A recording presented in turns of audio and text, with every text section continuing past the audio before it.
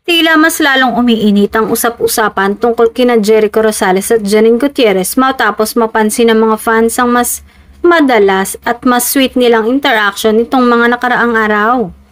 Kasunod ng bagong project at ilang behind-the-scenes clips na nag-viral, marami ang napapaisip kung may mas malalim pa bang nangyayari sa likod ng kamera. Ayon sa source na malapit umano sa dalawa, mukhang seryoso na talaga si Echo sa relationship nila. Kung pagbabasehan mo ang gestures ni Echo recently, parang may pinaghahandaan siya. Mas thoughtful, mas attentive, ayon sa source. Hindi man direktang sinabi. Marami ang nag-interpret nito bilang posibleng pagpaplano ng proposal.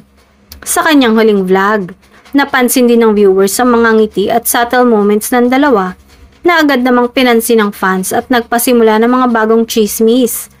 Bagamat wala pang kumpirmasyon mula sa magkabilang kampo, tila masaya at kalmado ang takbo ng relasyon nila ngayon. At para sa fans, sapat nang makita kung gaano ka-natural at ka-genuine ang chemistry ni Janine at Jericho. At kung totoo man ang mga bulong-bulungan, mukhang may malaking surprise na paparating.